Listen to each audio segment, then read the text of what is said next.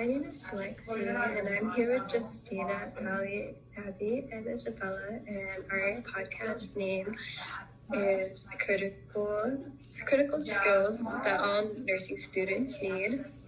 And our articles were Thinking Like a Nurse, a research-based model of clinical judgment in nursing by Christine Tanner from 2006.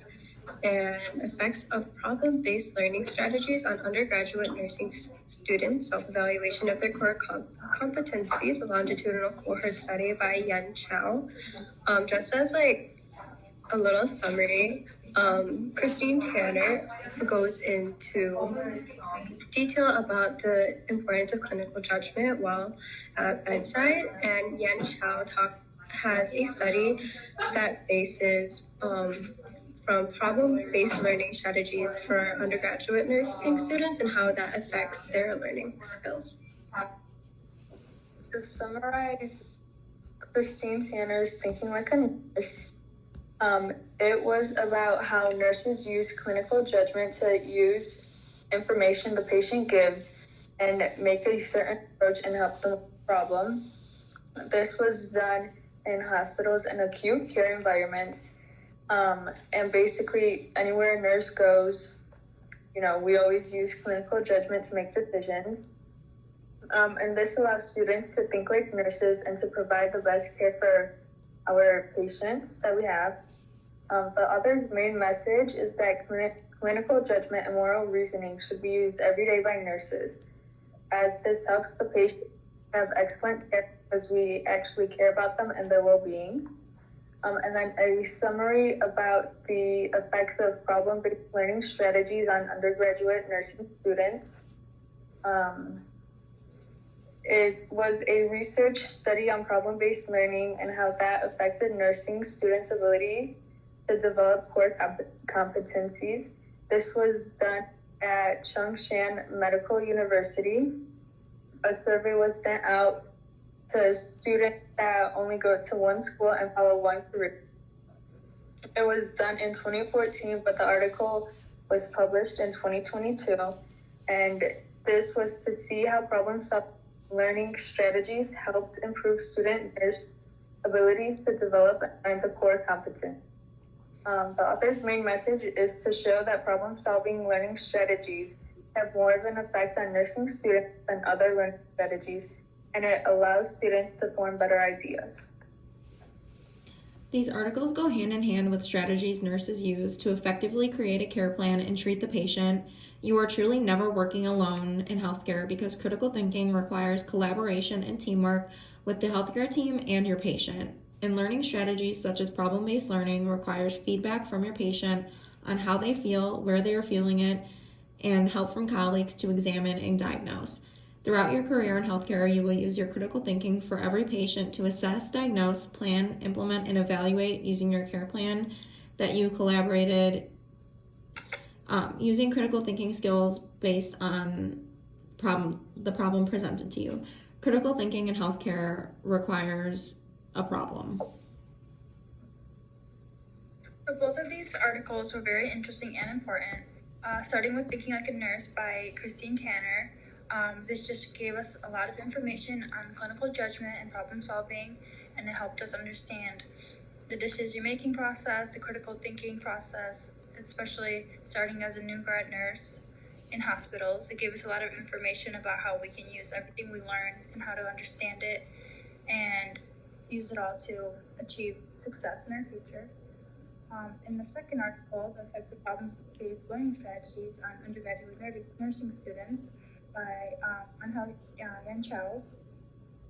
This article was super important because it gave us one learning strategy, the problem-based learning strategy, and it's basically the student-centered approach, and it helps us basically do a lot of independent learning, and it helps us with higher education knowledge and applying all our skills together. This is very important for us to know because we are all nursing students and we need to understand the best ways to learn to succeed in the future. And then both of these articles will also have an impact on us as nursing students because the first one, especially thinking like a nurse, once again gave us a lot of clinical judgment expertise. It showed us a lot of situations that we would need to understand and how to put everything we learn in school into situations that we are going to see in the nursing field.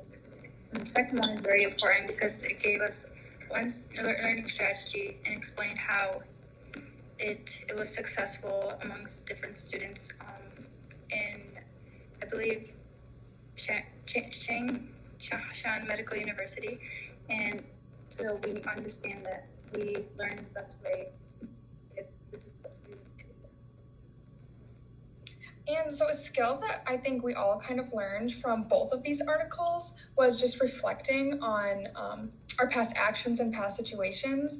And I think it ties into both articles because when you're doing problem-based learning, you have a situation and you're trying to figure out the best outcome for it. So you're kind of working with a group and figuring out the problem. And you kind of have to reflect after you do it to make sure that you're learning and the outcome was the best that could possibly be. And if it wasn't, you're reflecting on what could be better. And also just with critical thinking, in our textbook on page 44, it says one characteristic of critical thinking is self-reflection. So even with critical thinking, it's really important to reflect on how you were thinking and if that, critical thinking was appropriate for the situation. Yeah, I agree. And also on page 44, there was a quote that said, a combination of research, clinical expertise, and patient preferences is kind of like the outline for your clinical judgment. So I feel like it's reflecting on yourself, but also you can't do anything in healthcare without your patient. So it's really just focusing on their pain, their experience, and their preferences. And I think also for clinical judgment as well is that in Tanner's article, she mentions that each situation is an opportunity for clinical learning given a supportive context, since nurses who have developed a habit and skill of reflection on practice. So even she's even stating that reflection is very important for us to kind of evaluate what we did during our interventions. That was part of our care plan, because at the end of the day, if we did something wrong, we kind of have to look back and evaluate and reflect on what we did wrong so we know not to do the same mistake again on another patient. Yeah, and also in Tanner's article, she has a quote that says, clinical judgment requires various types of knowledge that which abstract, generalizable, and applicable in many situations and is derived from science and theory, that which grows with experience where scientific abstractions are filled out of practice. So that's kind of just saying when you're working as a nurse, you're gaining that experience, you're going to be able to make better clinical judgments, which also ties into reflection. You're going to be able to reflect better on those past actions too. Yeah. Also in Tanner's article, she kind of defined it as in the model, clinical judgment is viewed as a problem-solving activity beginning with assessment and nursing diagnoses, proceeding with planning and implementation and nursing interventions directed toward the resolution of a diagnosed problem and culminating in the evaluation of the effectiveness in the interventions. So I feel like clinical judgment being the approach where you address and alleviate patient problems and concerns, it also ties into the learning strategies on problem-based learning, because everything, like I said earlier, in healthcare stems from a problem, and it's just the way of you breaking everything down to effectively create a care plan. Yeah, and with problem-based learning, was someone else gonna? No, you can go ahead. It's okay. I was just gonna say, with problem-based learning, you're working with a team to figure out that problem, during the learning process, which also would carry over into what Allie was saying when you're in the hospital and stuff, trying to figure out those problems. Yeah, I was just gonna say that it's really important for us, especially as nurses, because the more we work in a hospital and have to, use clinical judgment and critical thinking, the more we'll get better at it, and it'll help us draw better conclusions and, create a better care plan and guide for our patients. Stemming off that, also in Tanner's article, a quote I found super informative is, the beginning nurse must reason things thorough analytically, he or she must learn how to recognize a situation in which a particular aspect of theoretical knowledge applies and begin to develop a practical knowledge that allows for extensions and adjustments. If you're in school, we're learning, we're going through the book, we're learning everything, basically like analytically. We're probably learning to help us understand the future and how we learn basically adapt. Yeah, I think it's really important to like acknowledge that you're going to have more clinical experience as you go on, and that's a really important aspect of the learning process. Yeah. And I think like Oh, you can go, Lucy. thank you. Yeah, and I think like especially with like problem-based learning, it's very important for us that like as Isabella said, I'm pretty sure that like nothing is linear when it comes to our jobs. Like anything could be thrown at us at any given moment. So it's really important for us to really think about like what can we do in this situation if this patient isn't cooperating, or if like this is something like we've never dealt with before, but we had patients that have similar symptoms. Like we have to really think about that. And I think when talking about problem-based learning with like students, I think it's really important for us to learn now rather than later, like being thrown in as a graduate nurse and being like, oh, like I don't know what to do, and just being like really nervous because like at the end of the day, that patient's relying on you. You're the voice and advocate of the patient. So it's very important for us to like realize now like how to think as a nurse, pretty much. Yeah, and I feel like I like what you said about like different people being thrown at you. Like I know you mean like in terms of diagnoses, but like that even stems into like diverse cultural backgrounds and having a deeper understanding of different like views, backgrounds, health history, religions, ethnicities. It allows you to like set aside your biases throughout critical thinking and like problem-based patients, because you're not focusing on their religion or ethnicity. You're just focusing on the problem at hand. But then like when you have that knowledge in the back of your head of like, okay, I need to ask the religion, I need to ask this to like understand your patient, then that helps. But then it's also like you don't have to think more, you already know it, and so then you could still focus on the problem at hand. And I also think it's important to like analyze all the information we get, like subjective and objective, because when they're saying something, we should listen to our patients and use our knowledge and maybe draw a conclusion from that, instead of saying, oh, I had something like this before, I'm gonna do what I did last time, because that's not gonna work for everyone. Everyone's different. Yeah, and I found a really interesting quote from the article by Tanner, and it says, clinical judgment requires various types of knowledge, that which abstract, generalizable, and applicable in many situations, and is derived from science and theory, that which grows with experience, where scientific abstractions are filled out in practice, which I think really links into what Justina was saying about really taking in all of the data and like really listening to all the different ones, because their situations are always different. Another quote from the same article by Tanner that kind of relies to what you just said. It said, good clinical judgment in nursing requires you to understand the understanding of not only the pathophysiological and diagnostic aspects of the patient's presentation disease, but also illness experience with both the patient family, physical, social, emotional experience, and coping resources. So it all ties it together to get the patient care. Yeah, I said like the most effective way to improve your clinical judgment is to like get to know your family, your patient and their families, because everything that they tell you is specific to their needs. And like as the clinician, you have to set aside like your own personal feelings and really focus on what they tell you. And you have to spend time with them. You can't always just rush on to the next patient, because you have an obligation to take care of them. And in order to effectively do that, they need to trust you. So like the comfortability and respect makes the care process easier for them, and it makes your work more effective. And I also Oh, sorry, go ahead. It's okay, thank you.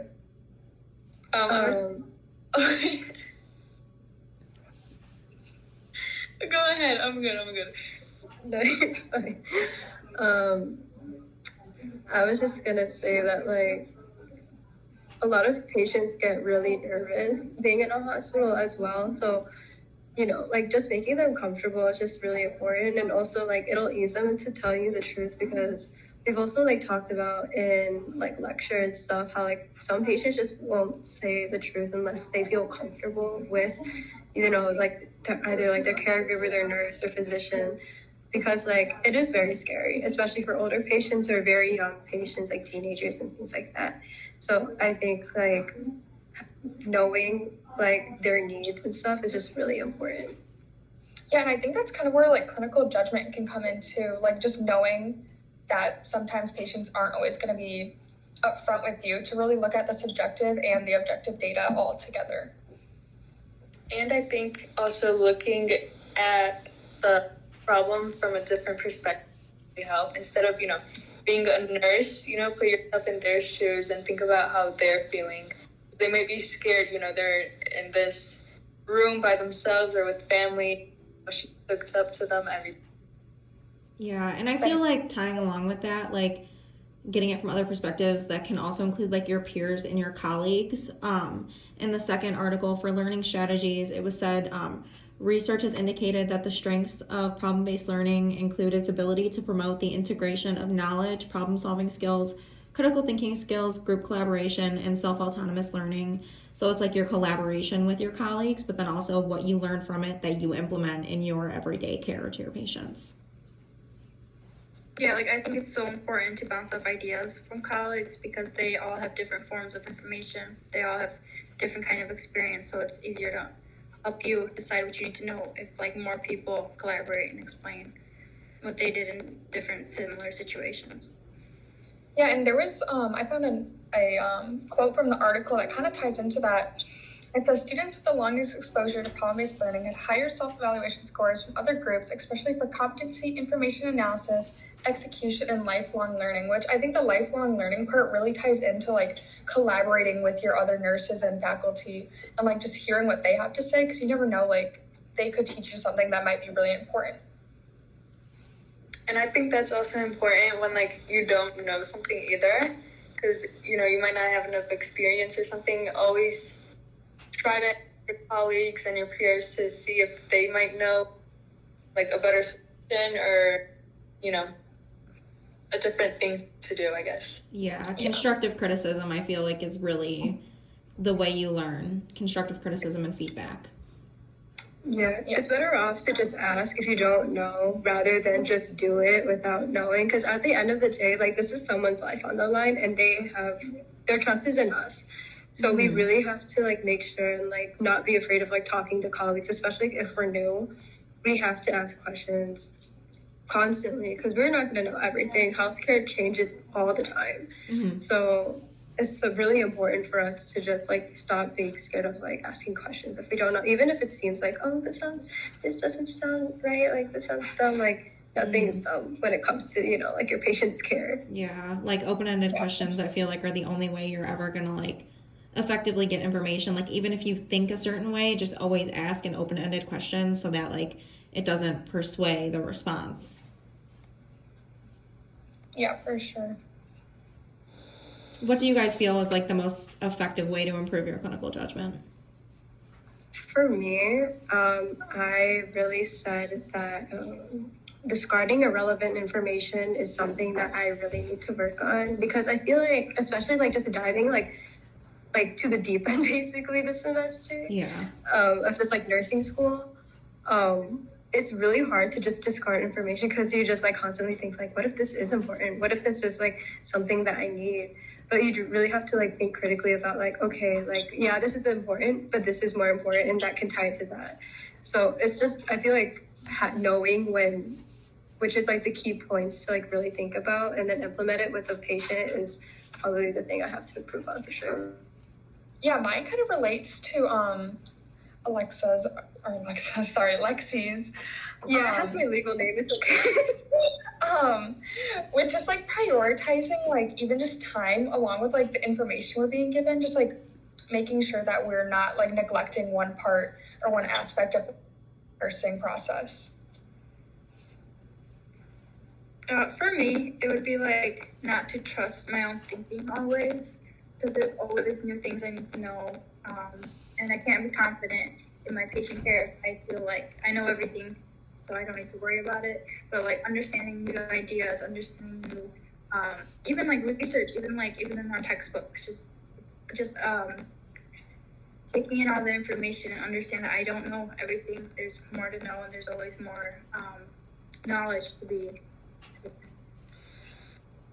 Yeah, that's a really good one. Oh, mine was definitely like asking more questions, especially if I don't know anything. Like if I'm doing an interview with a patient and I miss something, you're scared to go back. I should be able to want to go back. I don't understand anything. I'd want to ask someone for that help instead of being scared about, or being embarrassed for it. Yeah, and then mine again, we're just like getting to know your patient and their family, taking the time to do a full assessment or even just talk to them because sometimes that's what a patient needs, and just like engaging with your patient and making them comfortable and respecting them.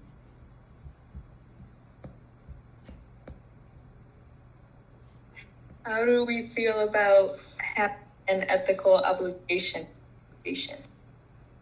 I think it's true. Like you choose the profession and you are obligated to do all that you can in the patient's best interest and their preferences. So I feel like you do have the ethical obligation to them.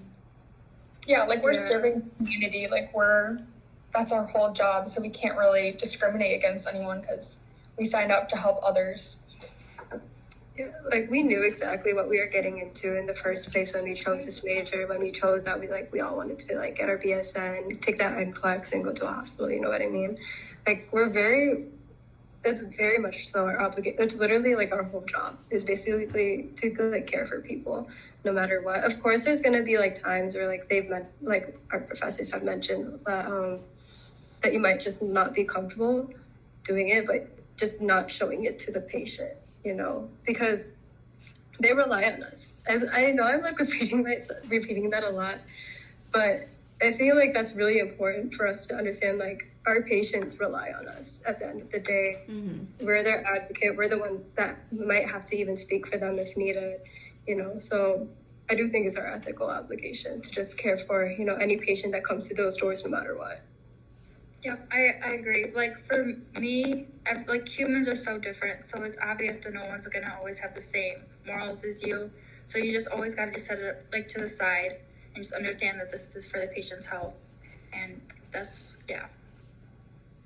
Yeah, I agree with all of you guys. I said that we do have an obligation to care, but I wrote that it's also to make sure we're taken care of too, and not overworking and all that.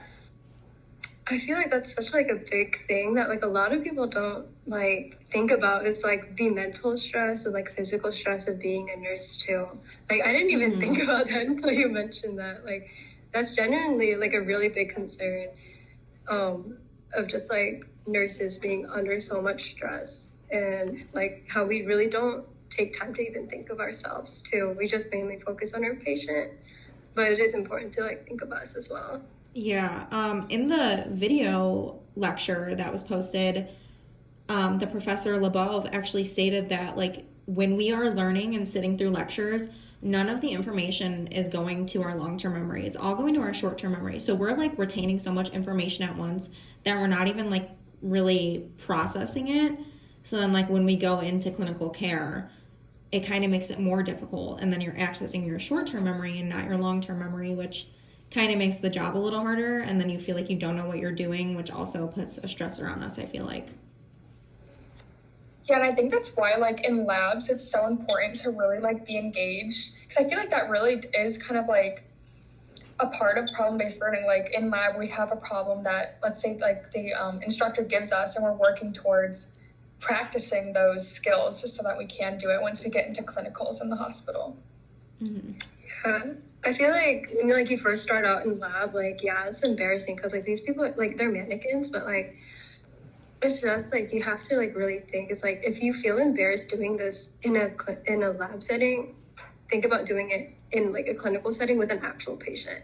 You know, like you can't just like think it's like, oh, this is just like willy-nilly. It's like, no, like this is your job. Like this is going to be your job. And I feel like it's really important to take lab seriously. So when you get started in clinical, that you do feel comfortable and confident when like you're reading your patients, taking their vitals and everything like that. Yeah. What do you guys feel like you need to do to like develop your clinical reasoning and like strategies? For me, I feel like I really just need to get like that hands-on, like even working as a CNA once we get our license in the summer, and just trying to like really get that hands-on and get into those situations so that we can actually learn. I think like being in the setting like as early as you can will make you a lot more comfortable than just like, you know, like after you graduate, you just get thrown into it and you're just like, oh, this is really weird. Like, I don't know how I feel about it, you know? Like, it's just very important for us to just like kind of like dive deep into it, like as soon as we possibly can, you know?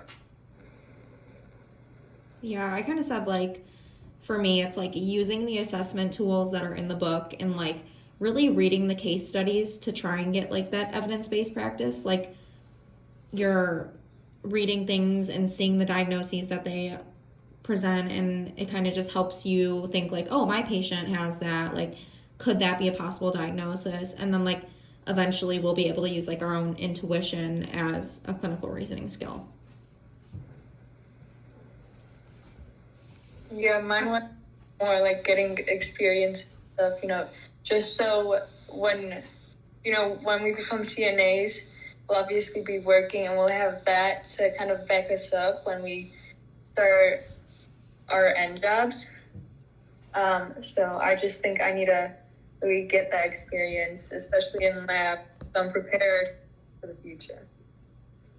Yeah, for me, it's kind of the same thing. Like being put in that situation that we're actually gonna be as nurses is like the best way to understand and to like have some sort of an idea of what's gonna happen and like what we're gonna be put into in the future. So I feel like that's a great way as like a CNA in the hospital to like have all that, basically all that like understanding of everything that's gonna happen. Yeah, it's really like the processing, the acting, and like the reflecting that truly is nursing. Agreed. Yeah, so I just feel like clinical judgment and learning strategies follow you around for the rest of your career because you're implementing those with every single patient, and every single patient is different.